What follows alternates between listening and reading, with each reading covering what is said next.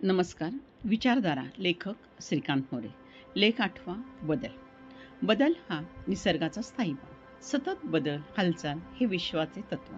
त्याचे रहस्य आजही आपल्याला अनाकलनीय. तोच बदल आपण अनुभवतो आपल्या जन्मापासून मृत्यूपर्यंत. तरी आपण बदल पाहिजे असंच म्हणतो. बदल हवा आहे, बदल पाहिजे आहे. कितीतरी वेळा बदल हा शब्द आपण वापरतो. कामात अत्यंत व्यस्त असलेली व्यक्ती कामात बदल करते. बदल हीच माझी विश्रांती असंही म्हणते. बदल हा जीवनाचा अविभाज्य भाग असताना आपण बदल का अपेक्षित धरतो? खाण्यामध्ये बदल, कपड्यात बदल, घरात बदल, आपली सारी भौतिक आवड निवड या बदलाभोवती फिरत असते. बदल भावनिकही असतो. हवा असतो का आपल्याला तो? होय. एकाच भावनिक अवस्थेत आपण जास्त वेळ राहू शकत नाही. बदल आपल्याला लागतो, त्यासाठी आपण प्रयत्न करतो. एकाच अवस्थेत आपण राहिलो तर समाज काय म्हणतो? ही व्यक्ती जरा विचित्रच आहे नाही का? नेहमीच हसतो, सतत बडबडतो, कायम आपलं काहीतरी चालूच असतं. यांचं काय? हे बघा, वेड, सारखे टीव्ही बघतात, सारखं एकच गाणं गुणगुणतात, सारखं एकच गाणं म्हणतात. कितीही सांगा, फक्त वाचन, फक्त झोपणं, कामच नको इत्यादी आपण बऱ्याच वेळा ऐकतो. प्रत्येक व्यक्ती असा काही छंदिष्ट असतो की तो एखाद्या ठराविक गोष्टी वारंवार करतो. लोक त्यावर आपले मत प्रदर्शित करतात, पण त्या व्यक्तीमध्ये बदल होत नाही. पण मात्र प्रत्येक जण बदल हा अनुभवतो. मग तो हवामानातील असेल, कपड्यातील बदल असेल, किंवा मैत्रीतील किंवा इतर व्यवहारातील बदल आपण सर्वत्र पाहतो. एकसारखे काय तेच नवीन काहीतरी आपल्याला हवे असते. चैत्र पाडवा, नवीन संकल्प, ध्येय, उद्दिष्ट, सतत नवीन विचार सारखा धरतो. सतत काहीतरी साध्य करतो. मनाला पुढे मागे भविष्यात भूतकाळात कुठेही क्षणात जाता येते. चंचलता हा मनाचा स्थायी. मग निग्रह करायचा तो का? आणि मूळ स्वभाव बदलून संस्कारमय होऊन मोक्षप्राप्ती करायची का? पुरुष किंवा स्त्री सगळ्यांनाच बदल अपेक्षित असतात. बदलाची भाषा जीवनात सजली आहे. किंबहुना बदल आपण सहज करतो का? होय, करत असतो. तेच ते बोलणे नसते, तेच ते आपल्याला नको असते. त्यातही वेळेत, जागेत सर्वत्र बदल होतात. बदलाची भाषा ही प्राणी मात्राची, निसर्गाची भाषा. दरवर्षी आपण बदल अपेक्षित धरतो. मग सतत बदलणारं हवामान असेल, वाहणारे वारे असतील, किंवा अगदी बदलणारी दररोजची चंद्रकोर असेल, प्रकाशमान बदलणारे असेल, ग्रह, चंद्र, तारे, ढग सारे बदलाचे साक्षीदार तर आहेत. ब्रह्मांड प्रचंड वेगानं सूर्याभोवती, सूर्यमालेभोवती फिरत असते. मग हाच बदल आपण भावनिक अपेक्षित धरतो का? होय. आपल्या भावनांमध्येही सर्वच अवस्था, आनंद, सुख, दुःख, हसणं, बसणं, चालणं, झोपणं इत्यादी बदल शारीरिक अवस्थेमध्ये. बदल म्हणजे नेमके काय हो आणि कशासाठी? उत्तर एकदम सोपं. तुझं आहे तुझं पाशी, परी शोधतो बाहेर. मनातल्या विचारांबरोबर चेहऱ्यावर बदल होतात. घाबरलो की हातपाय लटपटतात, चेहरा सांगतो. आनंद झाला की चेहरा सांगतो. सारं कसं शांत शांत मनाला कधी कधी वाटतं. मन कधी कधी स्वप्नातही रमतं, मन कधी मनोराज्यात तर कधी वास्तवातही रमतं. मनाच्या या साऱ्या अवस्था चैतन्य अवस्था आहेत. म्हणूनच बदलाचे सारे क्षण नाविन्यपूर्ण असतात. बदल नाविन्यपूर्ण जीवनक्रम आणतो. काही बदल सहज घडतात, काही घडवावे लागतात, काही घडवणे भाग पडते. काळ म्हणतो ते कालावधी, वर्ष, महिने, दिवस, तास, क्षण असे आपण मोजतो आणि क्षणोक्षणी बदल घडत असतो. बदल ही निसर्गाची भाषा आहे. बदल आकाशाची भाषा आहे. बदल पंचेंद्रियांची भाषा आहे. बदल सतत घडण्याची कारणे कोणतीही असतील, पण बदल होतच असतात. बदल व्यक्तिनिष्ठ निसर्गाचा भाग आहे. तसेच सामाजिक, राजकीय, सांस्कृतिक, आर्थिक अशा प्रत्येक क्षेत्रात त्यांचा साधक बाधक गुणवैशिष्ट्यांनुसार बदल घडवून आपले कार्य आपण करणे आवश्यक आहे. बदल नवीन जोम, नवीन चैतन्य आणते. रोजचा दिवस नवीन काहीतरी घेऊन येतो. मैना, पोपट तेच ते असतात. उंच पंख पसरून उडताना आपल्याला ते नवे भासतात. प्रत्येक झेप आपल्याला त्यांची नवी वाटते.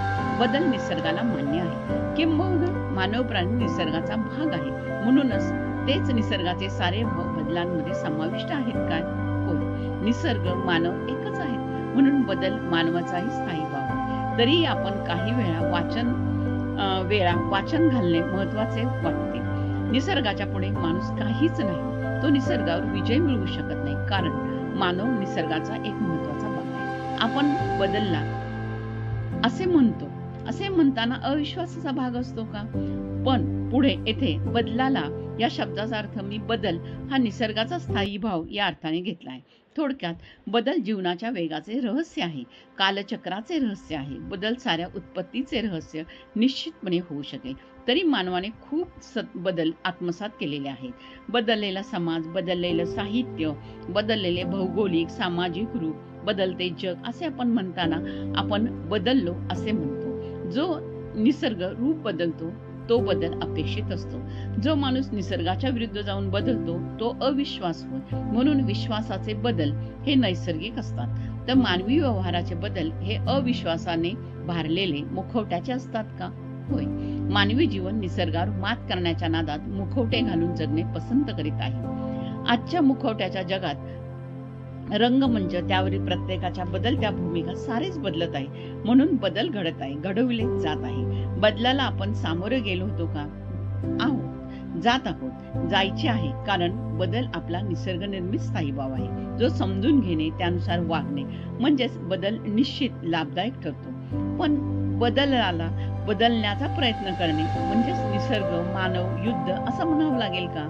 म्हणून युद्ध चालूच आहे. निसर्ग मानव यांचं युद्ध चालू आहे. कालचक्र ही अखंड फिरते आहे. बदल आज आम्ही संतुलित जीवनाचा आधार समजतो. साऱ्याच गोष्टी थोड्या थोड्या आल्या पाहिजेत. या अशा गोष्टीतून आपण बदल आत्मसात करत असतो. जो काळाबरोबर बदलत नाही तो त्याला कालबाह्य म्हटलं जातं किंवा म्हणून बदल हा भावनिक, भौतिक, आध्यात्मिक, सांस्कृतिक, सामाजिक, त्याचबरोबर साहित्यिक, राजकीय सारेच अपेक्षित एक भाषिक जीवन मानवी व्यवहाराचे म्हटले तर वावगे ठरू नये. कारण बदल मानवाने स्वीकारणे आता अपरिहार्य आहे. त्याला तोंड देऊन नव्हे तर त्यांचा अंगीकार करून त्याचे महत्त्व ओळखतो. बदल नवी दिशा, नवे प्रगतीचे दालन उघडतो. बदल मागील गोष्टींचे मूल्यमापन करण्याची संधी देतो. बदल ज्ञानात भर घालतो. बदल बुद्धीची धार तेज करतो. बदल मनाला विचार करायला लावतो. बदल मनाची स्थिती बदलवतो. बदल मानसिक भावनिक संतुलन ठेवण्यास मदत करते. बदल जीवनाचा खरंच स्थायी भाव असून आवश्यक आहे. जीवनात एकच स्थिती, एकच अवस्था हानिकारक असते का? तर होय. सतत रागात बोलणं, सतत जागरण करणं, सतत खाणं, सतत काम, सतत बडबड, सतत एकच भाव व्यक्त करणं म्हणजे याला मानसशास्त्रीय तत्व कदाचित मानसिक रोगही म्हणतात. कोणी छंदिष्ट म्हणेल, कोणी वेडा म्हणेल, तर कोणी काय. तेव्हा बदल घडवून आणणे महत्वाचे. साऱ्या जीवनाचे, शरीर प्रकृतीचे सर्व भाव, राग, लोभ, मद, मोह, माया, मत्सर, त्याग यामधून जीवनाचे संतुलन साधणे. ज्या त्या गोष्टी ज्या त्या वेळी करून विसरणे, पुन्हा कालचक्राबरोबर मार्गक्रमण करणे अपेक्षित असते. बदल पुन्हा 3 अक्षर. जीवनाच्या अनेक पैलूंपैकी मूळ, व्यापक, सर्वार्थाने खरोखर जीवनाचा वेग, दिशा सांभाळणारा घटक.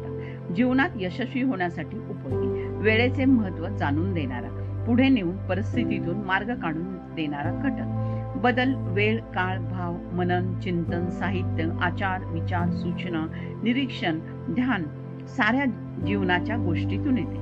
पुढे येतो आपल्याला. जीवनात सुख दुःख, यश अपयश यातून मार्ग काढण्यास बदल मदत करतो. बदल जीवन प्रवाही ठेवतो. बदल जीवनाचे नाविन्य, चैतन्य जाणतो. जीवन मूल्य बदलत आहे. बदल सांगतो की निसर्गाशी मैत्री करा, निसर्गाबरोबर राहा, नवनवे जीवन जगा.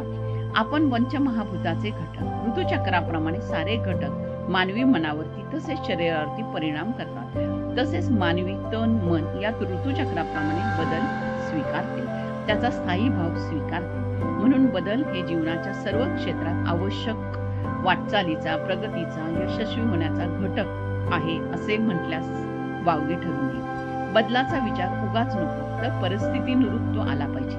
बदल जीवनात संधी आणतो, वाईट का घालवतो. व्यवहारात, संसारात, व्यापारात, राजकीय, सांस्कृतिक क्षेत्रात सर्वत्र सहज भाव म्हणून आपण बदलाकडे पाहिले पाहिजे. धन्यवाद. आपला परिवार, मनोरमा परिवार.